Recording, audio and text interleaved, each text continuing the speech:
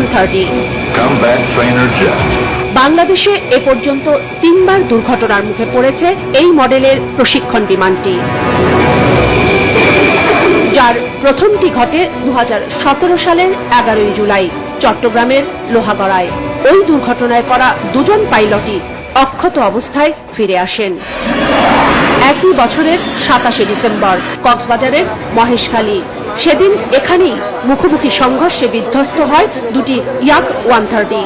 জীবিত উদ্ধার করা হয় দুই বিমানের 4 পাইলটকে। সবশেষ দুর্ঘটনা 9 মে 2024 চট্টগ্রামের পতেঙ্গায় বিধ্বস্ত হয় এই ইয়াক 130। প্যারাশুটের মাধ্যমে বেরিয়ে আসেন দুই পাইলট, তবে তাদের একজন পরে চিকিৎসাধীন অবস্থায় মারা যান। রাশিয়ায় তৈরি 2 আসন বিশিষ্ট জেট প্রশিক্ষণ বিমান ইয়াক ভলেভো ইয়াক 130, যেটি ইয়াক 130 নামেই বেশি পরিচিত।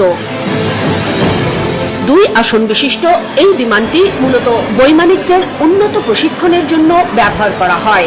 এর মাধ্যমে দেয়া হয় চতুর্থ ও পঞ্চম প্রজন্মের বিশেষ বিমান প্রশিক্ষণ।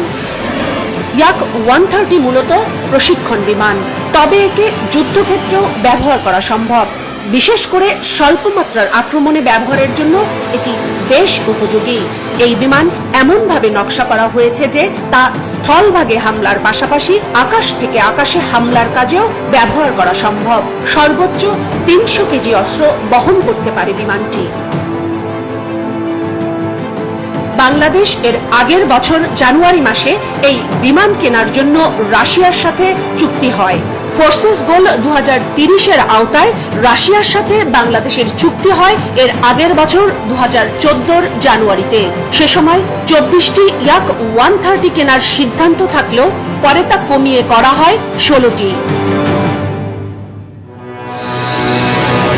বিশ্বের অন্যান্য দেশেও এই মডেলের বিমান একাধিকবার দুর্ঘটনায় পড়েছে, যার প্রথম ঘটনাটি ঘটে 2006 সালের 26শে জুন।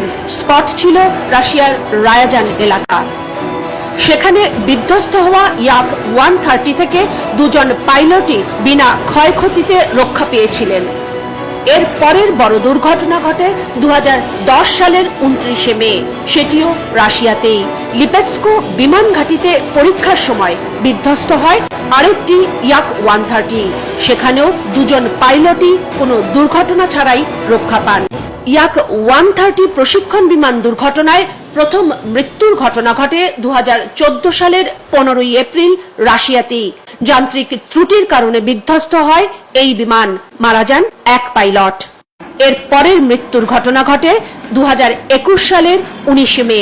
বেলারুশ বিমান বাহিনীর ইয়াক 130 বিধ্বস্ত হয়ে মৃত্যু হয় 2 জন পাইলটের।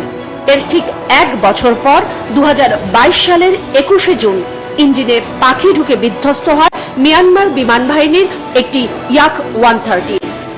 বর্তমানে রাশিয়া সহ বিশ্বের মোট 8টি দেশ ব্যবহার করছে ইয়াক 130।